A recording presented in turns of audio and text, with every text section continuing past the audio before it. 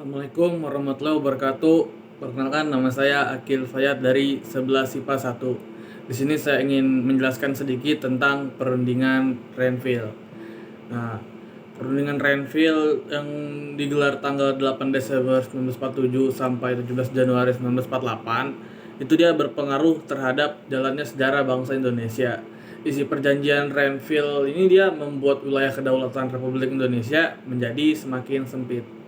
Nah, kemudian tuh proklamasi kemerdekaan RI pada 17 Agustus tahun 45 itu tidak lantas membuat posisi Indonesia di atas angin. Belanda yang datang dengan membonceng pasukan sekutu usai mengalahkan Jepang di Perang Dunia Kedua, itu dia ingin menjajah Indonesia. Nah, rangkaian perundingan antara Indonesia dan Belanda ini dilakukan, tapi seringkali menemui kebuntuan.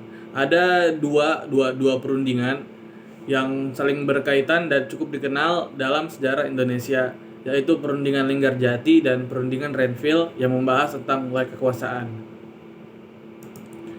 Kemudian ada latar belakang. Perundingan Linggarjati pada 11 sampai 13 November 1946 dia menyepakati berdirinya Republik Indonesia atau RIS, ya Republik Indonesia Serikat, yang diakui Belanda.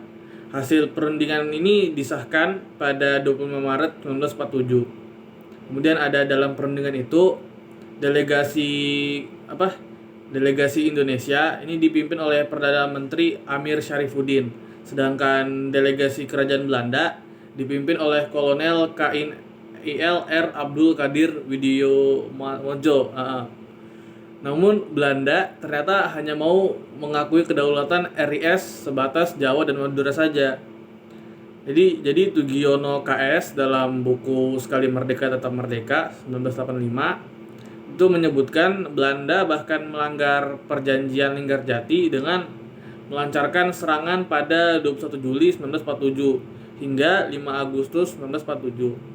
Serangan ini dikenal dengan sebutan agresi militer Belanda 1. Agresi militer Belanda 1 membuat sebagian dunia internasional termasuk Perserikatan Bangsa-Bangsa atau PBB ini melontarkan penyesalan. Mereka mendesak Belanda agar menghentikan serangan dan segera menggelar perundingan damai dengan pihak Indonesia. Kemudian ada tokoh delegasi Renville. Nah, dikutip dari buku bertajuk Indonesia Meong Sona Era Kebangkitan Nasional Kedua volume 1 1992 terbitan Yayasan Veteran RI, atas desakan Dewan Keamanan PBB, Belanda dan Indonesia itu menggelar perundingan di atas kapal perang milik Amerika Serikat bernama USS Renville yang sedang berlabuh di Teluk Jakarta. Perundingan yang disebut Perjanjian Renville ini dilangsungkan pada 8 Desember 1947. Sebagai penengah adalah Komisi 3 Negara KTN yang terdiri dari Amerika Serikat, Australia, dan Belgia. Adapun para tokoh yang terlibat sebagai delegasi dalam Perjanjian Renville adalah sebagai berikut. Delegasi Indonesia terdiri dari Amir Syarifuddin, Ali Sastro Mijoyo, Haji Agus Salim, Dr. Leimana, Dr. Coatiklen, dan Nasrun. Delegasi Belanda beranggotakan HAI van Vredenburg, Dr. PJ Koets, Dr. CHR Soemukil, serta orang Indonesia menjadi utusan Belanda yakni Abdul Qadir Widyo Mojo. Sedangkan yang bertindak sebagai mediator dari KTN adalah Richard Kirby dari Australia, wakil Indonesia, Frank B. Graham dari Amerika Serikat, pihak netral, dan Paul van Zeeland, Belgia, wakil Belanda.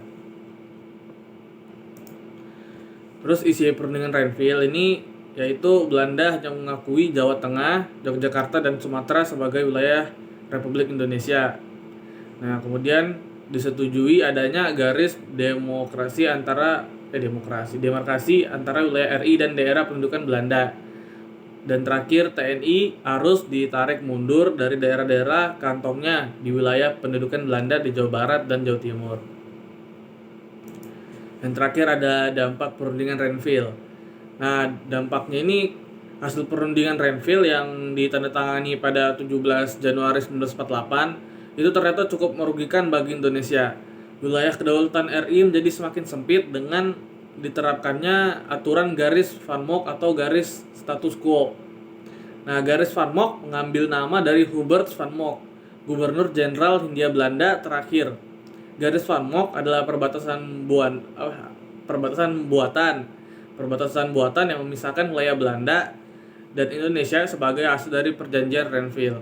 Anthony Reid dalam Indonesian National Revolution 1945 sampai 1950 dalam kurung 1974 menyebutkan menganggap keberadaan garis Van Mock juga sebagai bentuk hinaan terhadap Indonesia karena wilayah RI menjadi semakin ciut.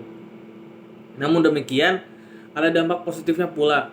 Perjanjian Renville ternyata semakin membuka banyak negara di dunia internasional untuk memperhatikan Indonesia dan mencermati sepak terjang Belanda.